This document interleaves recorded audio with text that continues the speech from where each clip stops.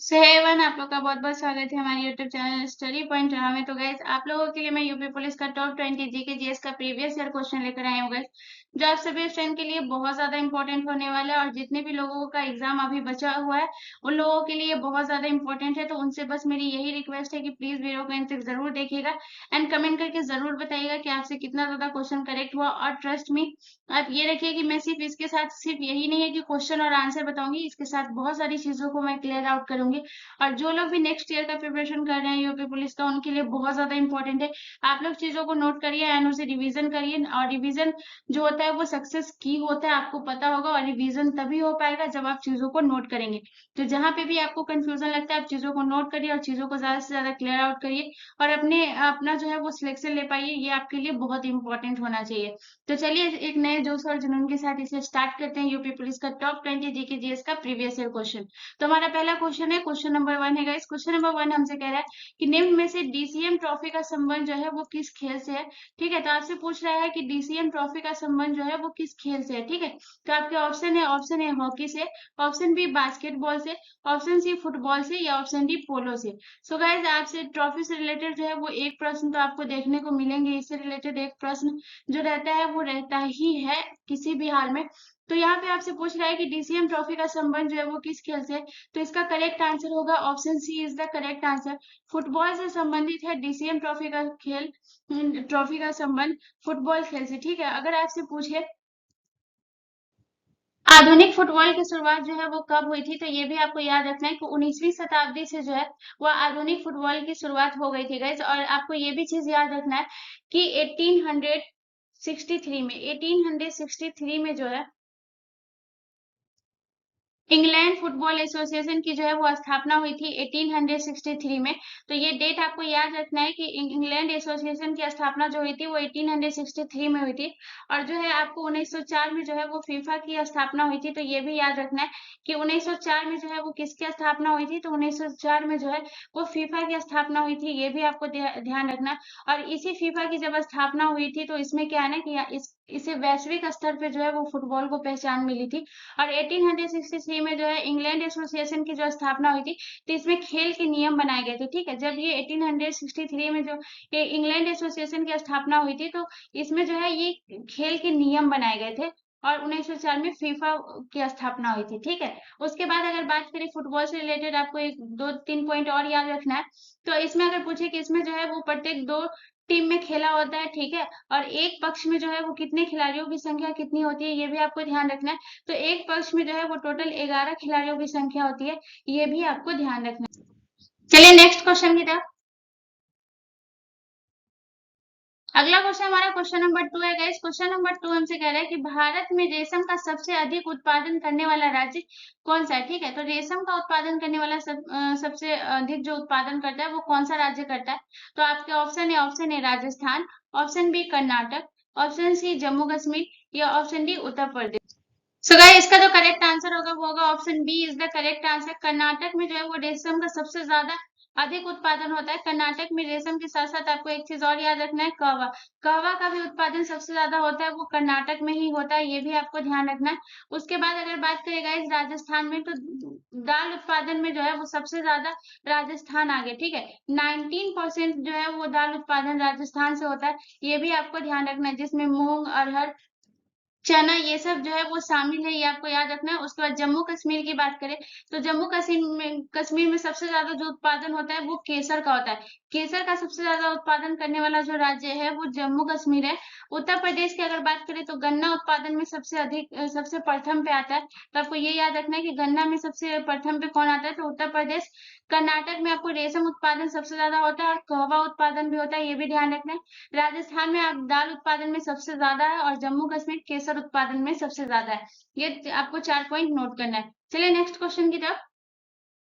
अगला क्वेश्चन हमारा question number 3 है गाइस। क्वेश्चन नंबर 3 कह रहा है कि दयाराम साहनी ने निम्नलिखित में से डैश की खोज की थी। ठीक है, तो आपसे पूछ रहा है कि दयाराम साहनी जो है आपको निम्नलिखित में जो ऑप्शन दिए उसमें से किसकी खोज की है। तो आपके ऑप्शन है हड़प्पा की, ऑप्शन बी लोथल की, ऑप्शन सी धौलावीरा की, या ऑप्शन डी कालीबंगा की। तो गाइस हड़प्पा हो, लोथल हो, धौलावीरा हो या कालीबंगा हो, इसकी खोजकर्ता अलग है और उत्खननकर्ता अलग है, तो आपको दोनों याद रखना है। उत्खननकर्ता अलग इंसान है और खोजकर्ता अलग है, ठीक है। तो आपसे पूछ रहा है कि दयाराम साहनी ने खोज जो की थी वो किसकी की थी, ठीक है। सो गाइस इसका जो करेक्ट आंसर होगा वो होगा option A is the correct answer. Dayaram Sahni जो खोज की थे वो हड़प्पा सभ्यता की थी, ये आपको याद रखना है। हड़प्पा की खोज की थी दयाराम साहनी ने। और आपको ये याद रखना है कि इसकी खोज जो है वो कब की थी, तो ये भी आपको याद रखना है। अगर आपसे पूछे कि इसकी खोज कब हुई थी, तो 1921 में जो है दयाराम साहनी ने हड़प्पा की खोज की थी, ये आपको याद रखना है। उसके बाद अगर बात करेगा इस लोथल की, ठीक है, तो लोथल भी बहुत इंपॉर्टेंट है। एस आर राव ने जो है वो लोथल की खोज की थी, तो ये भी आपको ध्यान रखना है। अगर आपसे पूछे तो आपको याद रखना है एस आर राव ने जो खोज की थी वो लोथल की खोज की थी, ये आपको याद रखना है। और इन्होंने जो है वो खोज कब की थी, तो इसका डेट भी आपको याद रखना है। तो 1954 में जो इसकी खोज हुई थी, तो ये भी आपको याद रखना है कि 1954 में लोथल की खोज हुई थी, ठीक है। और ये भोगवा नदी के किनारे, ये भी आपको स्थित याद रखना है, ठीक है। भोगवा नदी के किनारे जो है वो लोथल स्थित है। अब बात करते हैं गाइस धौलावीरा की। तो धौलावीरा की जो खोज हुई थी वो 1900, कहीं कहीं पे आपको डेट दिया रहेगा 67 और कहीं कहीं पे दिया रहेगा 68।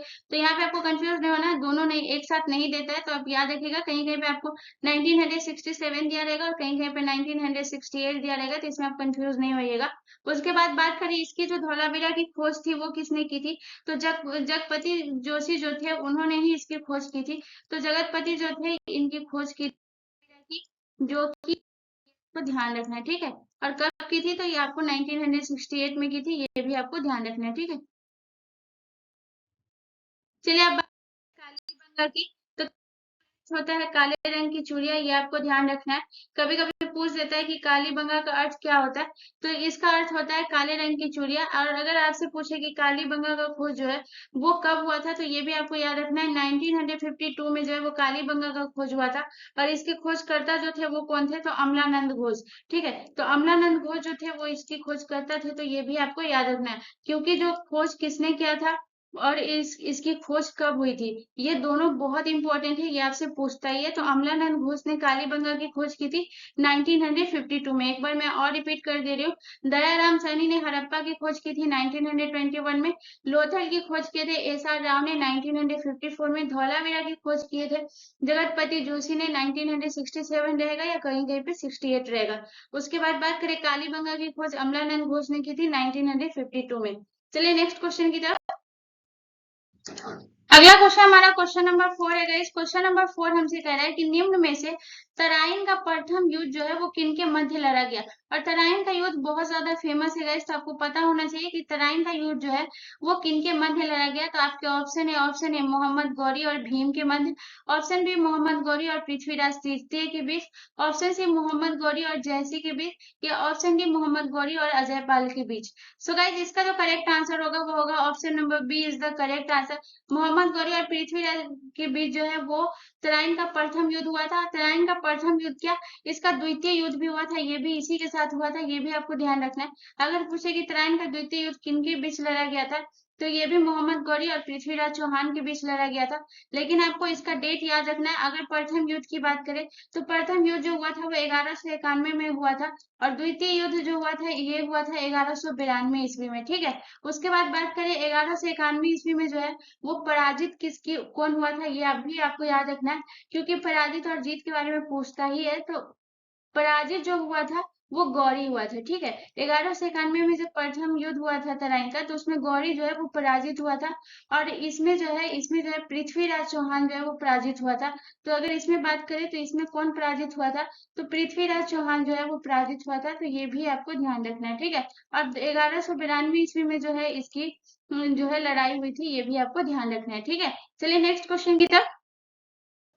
अगला क्वेश्चन हमारा क्वेश्चन नंबर 5 है गाइस। क्वेश्चन नंबर 5 हमसे कह रहा है कि वॉलीबॉल की प्रत्येक टीम में खिलाड़ियों की संख्या कितनी होती है, ठीक है। तो आपसे पूछ रहा है कि यहाँ वॉलीबॉल में, जब हम मेरा पहला क्वेश्चन था वो बास्केटबॉल था जिसमें खिलाड़ियों की संख्या 11 थी, ठीक है। लेकिन यहाँ पे आपसे पूछ रहा है कि वॉलीबॉल में जो है वो प्रत्येक टीम में खिलाड़ियों की संख्या कितनी होती है। तो आपके ऑप्शन है 9, ऑप्शन बी 6, ऑप्शन सी 5 या ऑप्शन डी 4। सो गाइस सबसे पहले अगर बात करें ऑप्शन नंबर ए की। तो गाइस ऑप्शन नंबर ए में जो है वो खो खो में 9 प्लेयर होते हैं, ठीक है। तो ये भी याद रखना है कि अगर आपसे पूछे कि खो खो में कितने प्लेयर होते हैं, तो खो खो में 9 होते हैं। उसके बाद अगर बात करें गाइस बेसबॉल, बेसबॉल में भी जो है वो 9 प्लेयर होते हैं। तो ये भी आपको याद रखना है, इसको नोट करते चलिएगा गाइस, ये आपके लिए बहुत इंपॉर्टेंट है। इतना मेहनत करते तो प्लीज आप लोग नोट जरूर करिए। तो गाइस याद रखिएगा कि खो खो में जो है वो 9 प्लेयर होते हैं, बेसबॉल में भी 9 प्लेयर होते हैं। उसके बाद अगर बात करें गाइस बास्केटबॉल की, तो बास्केटबॉल में जो है वो 5 प्लेयर होते हैं, ठीक है। तो आपको याद रखना है कि बास्केटबॉल में कितने प्लेयर होते हैं। तो बास्केटबॉल में जो है वो टोटल 5 प्लेयर होते हैं। तो इसको नोट करते चलिएगा गाइस, ये आपके लिए बहुत इंपॉर्टेंट है। तो बास्केटबॉल में जो है वो कितने प्लेयर होते हैं, तो बास्केटबॉल में जो है वो 5 प्लेयर होते हैं, ठीक है। ये भी आपको ध्यान रखना है। उसके बाद बात करें गाइस वॉलीबॉल में, तो वॉलीबॉल में जो है वो टोटल 6 प्लेयर होते हैं, ठीक है। तो ऑप्शन बी जो है वो हमारा करेक्ट आंसर हो जाएगा, क्योंकि क्वेश्चन हमसे वॉलीबॉल के बारे में पूछ रहा है कि वॉलीबॉल की प्रत्येक टीम के खिलाड़ियों की संख्या कितनी होती है, तो 6 होती है, ये आपको याद रखना है। उसके बाद अगर 4 की बात करें गाइस, तो पोलो में जो है वो खिलाड़ियों की संख्या कितनी होती है, 4 होती है। तो ये भी आपको ध्यान रखना है, ठीक है। और आपको वॉलीबॉल से जो है वो एक पॉइंट ये भी याद रखना है कि अगर आपसे पूछे कि वॉलीबॉल के जो खेल का मैदान होता है वो कितना मीटर लंबा और कितना मीटर चौड़ा होता है, तो ये भी आपको याद रखना है। तो आपको ये याद रखना है कि ये 18 मीटर जो है ये लंबा होता है, ठीक है। 18 मीटर लंबा होता है। और अगर चौड़ाई की बात करें इसकी, तो ये 9 मीटर चौड़ा होता है। ये भी आपको ध्यान रखना है, क्योंकि इसकी लंबाई चौड़ाई पूछता है, तो आप ध्यान रखिएगा कि ये चौड़ा कितना होता है, 9 मीटर चौड़ा होता है, ठीक है। और इसके खिलाड़ियों की संख्या 6 होती है। चलिए नेक्स्ट क्वेश्चन की तरफ। अगला क्वेश्चन हमारा क्वेश्चन नंबर 6 है गाइस। क्वेश्चन नंबर 6 हमसे कह रहा है कि निम्न में से अफीम देने वाला पौधा जो है वो कौन सा है, ठीक है। तो अफीम देने वाला पौधा कौन है निम्न में से, तो आपके ऑप्शन है, option A coffea arabica, option B papaver somniferum, option C theobroma cacao, या ऑप्शन डी इनमें से कोई नहीं। सो गाइस इसका जो करेक्ट आंसर होगा वो होगा option B is the correct answer. Papaver somniferum जो है ये इसका अफीम देने वाला पौधा है। और अफीम जो है वो प्राप्त कैसे होता है, तो ये भी आपको याद रखना है कि सूखे पत्ते से जो है ये प्राप्त होता है, ठीक है। तो आपको कभी कभी आपसे पूछ देता है कि अफीम जो है वो प्राप्त कैसे होता है, तो सूखे पत्ते से जो है ये प्राप्त होता है। उसके बाद कोफिया अरेबिका की बात करेगा, कॉफी देने वाले पौधे का नाम है कोफिया अरेबिका। तो ये भी आपको याद रखना है कि कॉफी देने वाले पौधे का नाम क्या है, तो कोफिया अरेबिका है। उसके बाद है थियोब्रोमा केको, तो ये कोको देने वाले पौधे का नाम है, ठीक है। तो ये भी आपको याद रखना है कि ये कोको देने वाले पौधे का नेम है। चलिए नेक्स्ट क्वेश्चन की तरफ। अगला क्वेश्चन हमारा क्वेश्चन नंबर 7 है गाइस। क्वेश्चन नंबर 7 कह रहा है कि भारत का पूर्वी समुद्री तट जो है वो किस नाम से जाना जाता है, ठीक है। तो आपसे क्वेश्चन कह रहा है कि भारत का पूर्वी समुद्री तट जो है वो किस नाम से जाना जाता है। तो सबसे पहले अगर बात करें गाइस, तो ये दो भागों में जो है वो भारत का तटीय मैदान जो है वो दो भागों में बांटा हुआ है। तो भारत का तटीय मैदान जो है वो दो भागों में है। तो पहला है आपका पूर्वी तट और दूसरा है आपका पश्चिमी तट, ये भी आपको याद रखना है। तो अगर आपसे पूछे कि पहला कौन सा तट है, तो पहला पूर्वी तट है और दूसरा जो है वो आपका पश्चिमी तट है, ठीक है। पूर्वी तट में कौन कौन से आते हैं और पश्चिमी तट में कौन कौन से आते हैं, इस पे बात करेंगे। तो पूर्वी तट को भी दो भागों में बांटा गया है और पश्चिमी तट को जो है वो 3 भागों में बांटा गया, ठीक है। तो इसको याद रखिएगा कि इसको जो है वो 2 भाग में बांटा गया है और इसको जो है वो 3 भाग में बांटा गया, ठीक है। और इसके जो 2 भाग और 3 भाग कौन कौन से है, तो ये भी आपको याद रखना है कि पश्चिमी तट 3 भाग में कौन से है और पूर्वी तट 2 भाग में कौन से है। तो पूर्वी तट में है, एक है आपका कोरोमंडल तट और दूसरा है आपका जो है वो उत्तरी सरकार, ठीक है। उत्तरी सरकार है एक, आपको याद रखिएगा, एक तो आपको ऑप्शन में मिलेंगे ही, दूसरा आपको उत्तरी सरकार याद रखना है। उसके बाद पश्चिमी तट की बात करते हैं, तो पहले ऑप्शन देख लेते हैं, ठीक है।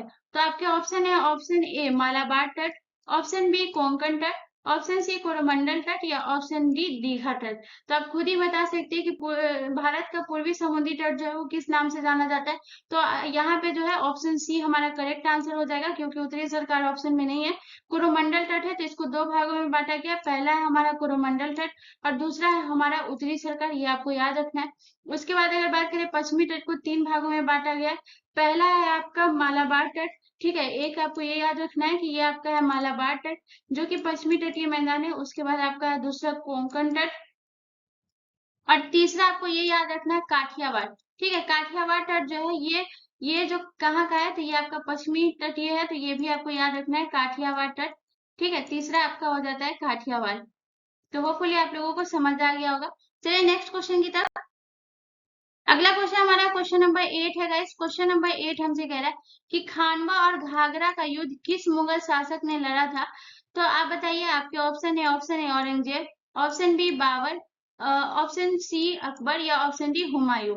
ठीक है, तो आप इसका जो करेक्ट आंसर होगा वो होगा option C is the correct answer. खानवा और गागरा का युद्ध जो है वो मुगल शासक ने लड़ा था, बाबर मुगल शासक जो था इसी ने लड़ा था खानवा और गागरा का। तो गाइज आपको पता होगा कि बाबर ने जो है वो टोटल 4 युद्ध लड़े थे। आपको पता होगा सबसे पहला तो है जो 1526 का, जो आपको बहुत इंपॉर्टेंट है। ये तो आपको सभी को पता होगा, पानीपत का पहला लड़ाई जो हुआ था वो बाबर और इब्राहिम लोदी के बीच हुआ था और 1526 में हुआ था। उसके बाद इसने दूसरा युद्ध लड़ा था जो कि खानवा का युद्ध था। ठीक है, तो आपको ये भी याद रखना है। तो खानवा का युद्ध कब हुआ था ये भी आपको डेट याद रखना है, 1527 ईस्वी में हुआ था। और ये किनके बीच हुआ था, तो ये बाबर के बीच हुआ था। ये तो आपको पता है कि बाबर के बीच हुआ था। दूसरा नाम लिख देती हूँ, दूसरा जो है वो राणा सांगा के बीच हुआ था। ये भी आपको याद रखना है। और हाँ, एक पॉइंट आप ये भी याद रखिएगा कि सभी युद्ध में जो है वो बाबर की जीत हुई थी। ठीक है, तो ये जो 4 युद्ध हुआ था, यहाँ पे मैं लिख देती हूँ, ये जो 4 युद्ध हुआ था, इस चारों युद्ध में जो है वो जीत किसकी हुई थी, बाबर की ही हुई थी। ये भी आपको ध्यान रखना है ताकि आप कहीं पे भी कंफ्यूज ना हो। ठीक है, तो 1527 में जो है वो खानवा का युद्ध हुआ था, 1527 में। और इसमें जो है राणा सांगा थे और बाबर थे, और जिसमें राणा सांगा पराजित हो गया। उसके बाद बात करते हैं चंदेरी का युद्ध हुआ था। चंदेरी का युद्ध जो है वो 1528 में हुआ था। ठीक है, तो ये भी आपको याद रखना है कि 1528 में कौन सा युद्ध हुआ था, तो चंदेरी का युद्ध हुआ था। ठीक है, चंदेरी युद्ध हुआ था 1528 ईस्वी में। ये हुआ था गाइज मेदिनी राय, बाबर और मेदिनी राय के बीच में हुआ था। ये भी आपको ध्यान रखना है कि बाबर और मेदिनी राय के बीच में हुआ था। तो ये जो युद्ध हुआ था इसमें मेदिनी राय जो है वो पराजित हुए थे। उसके बाद जो है वो 1500, अब बारी आता है 1529। ठीक है, तो 1529 में जो गैस ये घाघरा का युद्ध हुआ था। ठीक है, तो 1529 में जो वो कौन सा युद्ध हुआ था, घाघरा का युद्ध हुआ था। ये भी आपको ध्यान रखना है। और 1529 में घाघरा का युद्ध जो है वो किनके बीच हुआ, बाबर के बीच तो हुआ ही था। दूसरा आपको याद रखना है कि अफगानों के बीच, बाबर और अफगानों के बीच हुआ था, जिसमें जो है बाबर ने इसे पराजित किया था अफगानों को। ठीक है, तो ये तीनों जो है, ये तीनों को जो है वो पराजित किया था। ये भी आपको ध्यान रखना है कि ये तीनों जो है हार किसकी हुई थी, राणा सांगा की। इसमें जो हार हुई थी वो मेदिनी राय की हुई थी, और इसमें जो हार हुई थी वो अफगानों की हुई थी। तो ये चारों युद्ध जो हुआ था, जो कि आपका पहला था 1526, 1527, 1528 और 1529, इसका क्रम आपको याद रखना है। पानीपत की पहली लड़ाई, उसके बाद है खानवा का युद्ध, उसके बाद है चंदेरी का युद्ध, उसके बाद है घाघरा का युद्ध। ठीक है, तो आपको इसको ये चारों पॉइंट को नोट करना है और इसका डेट याद रखना है, और कौन सी डेट में कौन सा युद्ध हुआ था ये भी याद रखना है, और किसमें कौन हारा था, किसके बीच हुआ था, ये भी आपको याद रखना है। ठीक है, भले हार जीत का आपसे पूछे या ना पूछे, लेकिन कौन सा युद्ध किनके बीच हुआ था, इस टाइप के क्वेश्चन आपको देखने को मिल सकते हैं। ठीक है, चलिए नेक्स्ट क्वेश्चन की तरफ। अगला क्वेश्चन हमारा क्वेश्चन नंबर 9 है गाइस। क्वेश्चन नंबर 9 हमसे पूछ रहा है कि निम्नलिखित में से भारत का सबसे बड़ा मंदिर जो है वो कौन सा है। तो आपके ऑप्शन है, ऑप्शन ए अंकोर वाट का मंदिर, ऑप्शन बी मीनाक्षी मंदिर, ऑप्शन सी रूपति बालाजी मंदिर, या ऑप्शन डी रंगनाथ स्वामी मंदिर। सो इसका जो करेक्ट आंसर होगा वो होगा option D is the correct answer. Ranganath Swami मंदिर जो है ये भारत का सबसे बड़ा मंदिर है।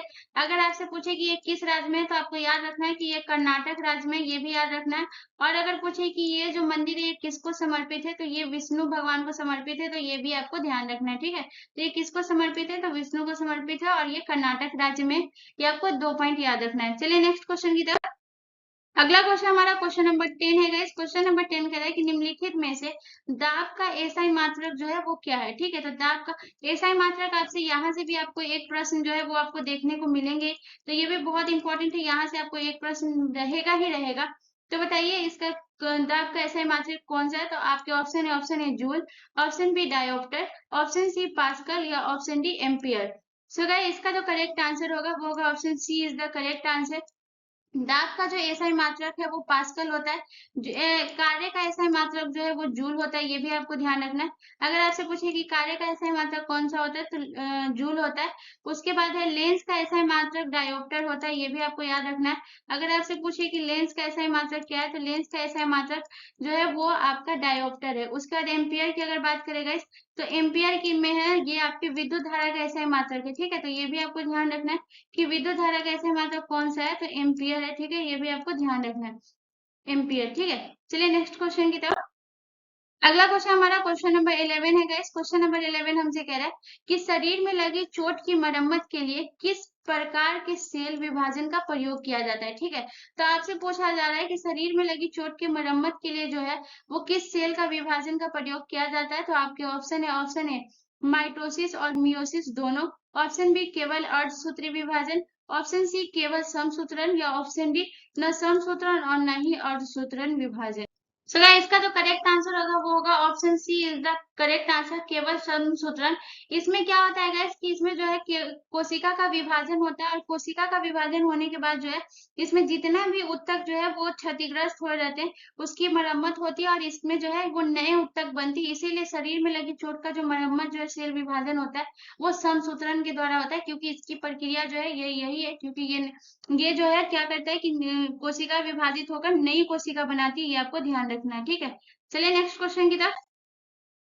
अगला क्वेश्चन हमारा क्वेश्चन नंबर 12 है गाइस। क्वेश्चन नंबर 12 कह रहा है कि निम्नलिखित में से बसीन की संधि जो है वो कब हुई थी? तो आपसे पूछ रहा है कि बसीन की संधि जो है वो कब हुई थी? तो आपके ऑप्शन है 1782 में, ऑप्शन बी 1802 में, ऑप्शन सी 1775 में, या ऑप्शन डी 1817 में। सो गाइस सबसे पहले बात करते हैं 1782 में। तो 1782 में जो संधि हुई थी वो सालाबाई की संधि हुई थी 1782 में। तो ये आपको ये भी याद रखना है, क्योंकि संधि से भी रिलेटेड एक प्रश्न रहते हैं, तो आपको ये याद रखना है कि सालाबाई की जो संधि हुई थी वो 1782 में हुई थी। उसके बाद बात करें 1802 में, तो 1802 में जो है वो आपके बसीन की संधि हुई थी, तो ऑप्शन बी जो है वो हमारा करेक्ट आंसर हो जाएगा। उसके बाद अगर बात करें 1775 में, तो यहाँ सूरत की संधि हुई थी। ठीक है, तो आपको ये याद रखना है कि सूरत की संधि कब हुई थी? तो 1775 में जो है वो सूरत की संधि हुई थी। उसके बाद बात करें 1817 की गाइस, तो 1817 में जो है वो ग्वालियर की संधि हुई थी। ठीक है, तो अगर आपसे पूछे कि ग्वालियर की संधि कब हुई थी, तो ग्वालियर की संधि जो है वो 1817 में हुई थी, ये भी आपको ध्यान रखना है। तो ये संधि बहुत इंपॉर्टेंट है कि 17 की संधि हुई थी, 1802 में जो है वो बसीन की संधि हुई थी, 1775 में सूरत की संधि हुई थी, और 1817 में ग्वालियर की संधि हुई थी। बसीन की संधि जो हुई थी आप ये भी याद रखिएगा कि मराठा पेशवा बाजीराव द्वितीय और अंग्रेज के बीच जो हुई थी वो बसीन की संधि हुई थी, तो ये भी पॉइंट याद रखिएगा। चलिए नेक्स्ट क्वेश्चन की तरफ। अगला क्वेश्चन हमारा क्वेश्चन नंबर 13 है गाइस। क्वेश्चन नंबर 13 हमसे कह रहा है कि लाइसोसोम, ठीक है, लाइसोसोम की खोज सर्वप्रथम किसने की थी? और ये भी बहुत ज्यादा इंपॉर्टेंट प्रश्न है गाइस। आप किसी भी गवर्नमेंट एग्जाम का प्रिपरेशन कर रहे हो, ये आपके लिए बहुत इंपॉर्टेंट है कि लाइसोसोम की खोज जो है वो सर्वप्रथम किसने की थी? तो आपके ऑप्शन है डी डुबे ने, ऑप्शन बी अल्टमैन ने, ऑप्शन सी बोवेरी ने, या ऑप्शन डी रॉबिन्स एवं ब्राउन ने। ठीक है, तो इसका करेक्ट आंसर होगा option A is the correct answer. D डुबे ने जो है वो लाइसोसोम की खोज की थी। उसके बाद अगर बात करें अल्टमैन की, तो ये माइट्रोकॉन्ड्रिया की। ठीक है, तो अगर आपसे पूछे कि माइट्रोकॉन्ड्रिया की खोज किसने की थी, तो माइट्रोकॉन्ड्रिया की खोज जो की थी वो अल्टमैन ने की थी। तो ये भी आपको ध्यान रखना है, माइट्रोकॉन्ड्रिया की खोज अल्टमैन ने की। बोवेरी की खोज जो है वो तारक काय की खोज जो है वो बोवेरी ने की थी। तो ये भी आपको याद रखना है कि तारक काय की खोज जो है वो किसने की थी? तो बोवेरी ने की थी। उसके बाद राइबोसोम की खोज जो है वो इसने की थी, तो ये भी आपको याद रखना है। राइबोसोम की खोज किसने की थी? तो राइबोसोम की खोज जो की थी वो राइबोसोम की खोज किया था रॉबिन्स एवं ब्राउन ने। तो ये भी आपको याद रखना है। ठीक है, चलिए नेक्स्ट क्वेश्चन की तरफ। अगला क्वेश्चन हमारा क्वेश्चन नंबर 14 है गाइस। क्वेश्चन नंबर 14 कह रहा है कि जब ध्वनि तरंग चलती है तो अपने साथ क्या ले जाती है? ठीक है, तो यहाँ पे बहुत इंपॉर्टेंट प्रश्न है कि जब ध्वनि की तरंगे चलती है तो वो अपने साथ क्या लेकर जाती है? तो आपके ऑप्शन है ऊर्जा, ऑप्शन बी द्रव्यमान, ऑप्शन सी ध्वनि, या ऑप्शन डी इनमें से कोई नहीं। अब बहुत लोगों को लगेगा कि जब ध्वनि तरंग चलती है तो वो अपने साथ ध्वनि लेकर चलती है, जो कि ये टोटली रॉन्ग है, ये नहीं होगा गाइस, ध्यान रखिएगा। इसी में आप लोग बहुत ज्यादा गलती करते हैं, तो याद रखिएगा जब ध्वनि तरंग चलती है तो वो अपने साथ ऊर्जा लेकर चलती है। तो ऑप्शन ए जो है वो हमारा करेक्ट आंसर हो जाएगा। दूसरा अगर आपसे ये पूछे कि ध्वनि का जो वेग होता है वो वेग अधिकतम किसमें होता है, तो अधिकतम वेग जो है ध्वनि का किसमें होता है? तो आपको ये भी याद रखना है कि अधिकतम वेग जो है वो लोहा में होता है। ठीक है, तो अगर आपसे पूछे कि अधिकतम जो है वो किसमें होता है, तो ये भी आपको याद रखना है कि अधिकतम वेग जो ध्वनि का होता है वो लोहा में होता है। और गाइस दूसरा आप ये याद रखिएगा कि सबसे अधिक तीव्रता की ध्वनि उत्पन्न जो करता है वो कौन सा जानवर करता है? तो बाघ करता है। ठीक है, तो सबसे ज्यादा ध्वनि की तीव्रता का उत्पन्न करता है वो बाघ करता है। तो ये दो तीन पॉइंट जो है ये आपको याद रखना है। चलिए नेक्स्ट क्वेश्चन की तरफ। अगला क्वेश्चन हमारा क्वेश्चन नंबर 15 है गाइस। क्वेश्चन नंबर 15 कह रहा है कि स्वामी विवेकानंद हवाई अड्डा इनमें से किस स्थान पर स्थित है? और ये भी बहुत इंपॉर्टेंट है, और फिगर में देख सकते हैं यही है हमारा स्वामी विवेकानंद हवाई अड्डा। तो ये आपसे पूछ रहा है कि इनमें से किस स्थान पे। तो आपके ऑप्शन है Andhra Pradesh, option B Chhattisgarh, option C Uttar Pradesh या ऑप्शन डी महाराष्ट्र। तो गाइस स्वामी विवेकानंद जो है ये आपका छत्तीसगढ़ में, तो ऑप्शन बी जो है वो हमारा करेक्ट आंसर हो जाएगा। उत्तर प्रदेश में जो है वो मैं शॉर्ट में लिख रही हूँ ताकि आपको पता हो। लाल बहादुर शास्त्री हवाई अड्डा जो है वो कहाँ है। तो लाल बहादुर हवाई अड्डा जो है वो हमारा उत्तर प्रदेश के वाराणसी में, ये आपको ध्यान रखना है। उसके बाद अगर बात करें महाराष्ट्र में, तो छत्रपति शिवाजी जो है वो छत्रपति शिवाजी ये हमारा जो है महाराष्ट्र में है। तो ये भी आपको ध्यान रखना है कि छत्रपति शिवाजी हवाई अड्डा कहाँ है। तो ये भी आपको ध्यान रखना है कि ये महाराष्ट्र में है। उसके बाद जो है विशाखापट्टनम हवाई अड्डा जो है ये आपका आंध्र प्रदेश में। तो ये भी आपको याद रखना है, ठीक है। तो विशाखापट्टनम हवाई अड्डा कहाँ है, तो ये आपका आंध्र प्रदेश। चलिए नेक्स्ट क्वेश्चन की तरफ। अगला क्वेश्चन हमारा क्वेश्चन नंबर 16 है गाइस। क्वेश्चन नंबर 16 कह रहा है कि दर्रा तथा राज्य के संदर्भ में इनमें से कौन सुमेलित नहीं है, ठीक है। तो आपसे दर्रा और राज्य के संदर्भ में जो है वो सुमेलित नहीं है, ये आपसे पूछ रहा है। तो ये भी आपको ध्यान रखना है, ठीक है। तो आपके ऑप्शन ए कह रहा है कि नाथुला दर्रा और राज्य आपका सिक्किम कह रहा है। ऑप्शन बी आपसे कह रहा है जोजिला दर्रा जो कि जम्मू कश्मीर में है। ऑप्शन सी आपसे कह रहा है सिपकिल्ला दर्रा जो कि हिमाचल प्रदेश में, और ऑप्शन डी आपसे कह रहा है माना दर्रा जो कि अरुणाचल प्रदेश में। अगर बात करें करेक्ट की, तो नाथुला दर्रा सिक्किम में जो कि करेक्ट हो जाएगा। जो जिला दर्रा जम्मू कश्मीर में ये भी करेक्ट है। सिपकिला दर्रा हिमाचल प्रदेश में ये भी करेक्ट है। लेकिन जो माना दर्रा है वो अरुणाचल प्रदेश में नहीं है, ये आपका रॉन्ग हो जाएगा। उत्तराखंड में जो है ये आपका माना दर्रा है। तो ये भी आपको ध्यान रखना है, ठीक है। तो अगर आपसे पूछे कि उत्तराखंड में कौन सा दर्रा है, तो उत्तराखंड में सिर्फ माना दर्रा नहीं है गाइस, दो दर्रा और है जो कि उत्तराखंड में है। तो दो दर्रा जो है वो कौन कौन सा है ये भी आप ध्यान रखिएगा। तो पहले आपको याद रखना है नीति दर्रा। नीति दर्रा भी जो है ना ये हमारा उत्तराखंड में, ठीक है। उसके बाद आपका बता दें नीति के बाद लिपुलेख दर्रा। लिपुलेख दर्रा बहुत लोग कंफ्यूज हो जाते हैं कि लिपुलेख दर्रा हिमाचल प्रदेश का, बट ये नहीं, ये लिपुलेख दर्रा जो है ये आपके उत्तराखंड का। तो ये भी आप ध्यान रखिएगा, ठीक है। तो तीन दर्रा जो है जो कि आपके उत्तराखंड में, एक माना दर्रा, दूसरा नीति दर्रा और तीसरा लिपुलेख दर्रा, ठीक है। चलिए नेक्स्ट क्वेश्चन की तरफ। अगला क्वेश्चन हमारा क्वेश्चन नंबर 17 है गाइस। क्वेश्चन नंबर 17 हमसे कह रहा है कि इनमें से किसके मध्य पालघाट दर्रा स्थित है। और ये भी बहुत इंपॉर्टेंट है, पालघाट दर्रा के बारे में पूछता ही पूछता है। तो आपसे पूछ रहा है कि इसमें जो आपके ऑप्शन दिए हुए इसमें से किसके मध्य जो है वो पालघाट दर्रा है। तो आपके ऑप्शन है कार्डेमम पहाड़ियां तथा पालनी पहाड़ियों के बीच में। ऑप्शन बी आपसे कह रहा है अन्नामलाई तथा कार्डेमम पहाड़ियों के बीच। ऑप्शन सी आपसे कह रहा है नीलगिरी तथा अन्नामलाई पहाड़ियों के बीच, या ऑप्शन डी आपसे कह रहा है कि नीलगिरी तथा कार्डेमम पहाड़ियों के बीच। सो गाइस इसका जो करेक्ट आंसर होगा वो होगा option C is the correct answer. Nilgiri तथा अन्नामलाई पहाड़ी के बीच में जो है वो हमारा पालघाट दर्रा स्थित है, ये भी आपको याद रखना, ठीक है। आपसे क्वेश्चन इस तरीके से भी पूछ सकता है कि नीलगिरी तथा अन्नामलाई पहाड़ी के बीच में कौन सा दर्रा स्थित है। तो याद रखिएगा भोरघाट दर्रा दे देगा, पालघाट दर्रा दे देगा, थालघाट दर्रा दे देगा। तो इसमें कंफ्यूज नहीं होइएगा, याद रखिएगा नीलगिरी तथा अन्नामलाई पहाड़ियों के मध्य में जो है वो हमारा पालघाट दर्रा स्थित है। तो ऑप्शन सी जो है वो हमारा करेक्ट आंसर हो जाएगा, ठीक है। चलिए नेक्स्ट क्वेश्चन की तरफ चलते हैं।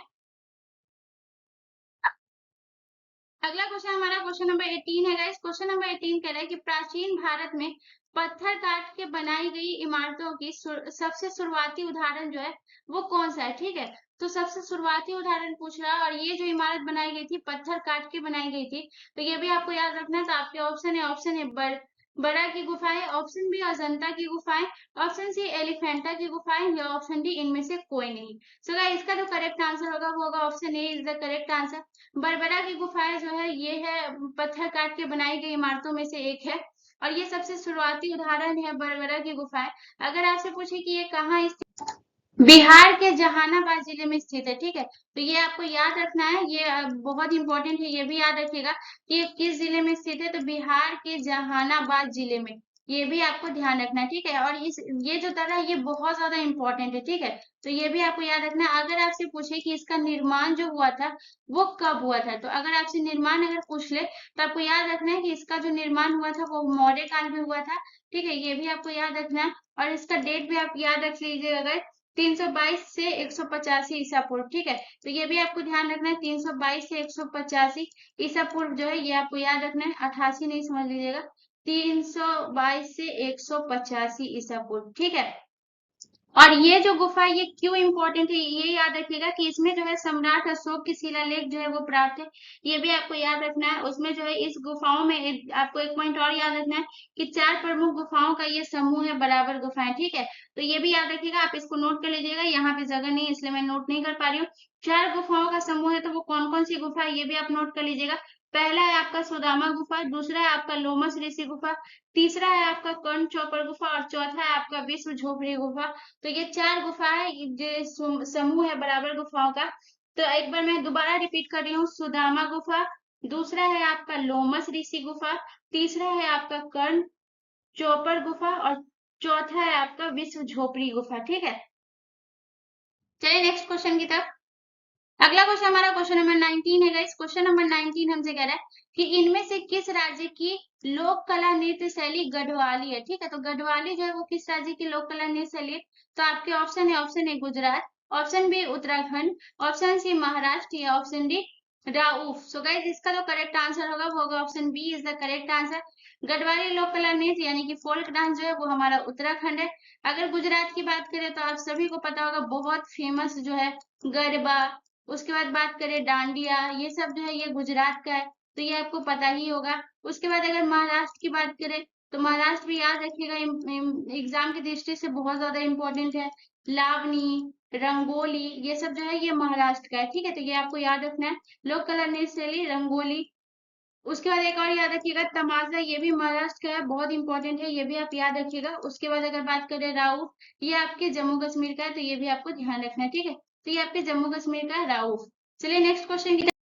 अगला क्वेश्चन हमारा क्वेश्चन नंबर 20 है गाइस। क्वेश्चन नंबर 20 कह रहा है कि गांधी जी भारतीय राष्ट्रीय कांग्रेस के अध्यक्ष कितनी बार बने हैं। तो ये भी बहुत इंपॉर्टेंट है, बहुत बार पूछा गया एग्जाम में। तो कितनी बार बने, तो आपके ऑप्शन है, ऑप्शन ए 2 बार, ऑप्शन बी 1 बार, ऑप्शन सी 4 बार या ऑप्शन डी 3 बार। सो गाइस गांधी जो है वो कांग्रेस के अध्यक्ष सिर्फ 1 बार बने थे, ये आपको याद रखना है। और कांग्रेस के अध्यक्ष जो है वो गांधी जी है वो कब बने थे, तो डेट भी आपको याद रख लेना है। 1924 में जो है इन्होंने कांग्रेस के अध्यक्ष बने थे। और ये जो है बेलगाम अधिवेशन की अध्यक्षता की थी। ये बहुत लोगों को पता भी होगा और बहुत लोगों को नहीं भी पता होगा। तो आपको याद रखना है बेलगाम अधिवेशन की इन्होंने अध्यक्षता की थी और यही एक बार इनकी ये जो है ये अध्यक्षता किए थे। उसके बाद अगर बात करें 1924 में किए थे, ये भी आपको ध्यान रखना है। तो होपफुली गाइज आप लोगों को ये सेशन पसंद आया। मुझे कमेंट करके जरूर बताइएगा कि आपको कैसा लगा। होपफुली मैं बहुत सारी चीजों को क्लियर आउट करूंगी करी हूँ। अगर आपको कहीं और भी दिक्कत है तो मुझे कमेंट करके बता सकते हैं एंड जरूर सेशन बताइएगा कि आपको कैसा लगा।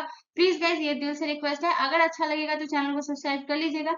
मिलते हैं नेक्स्ट वीडियो में गाइज, धन्यवाद।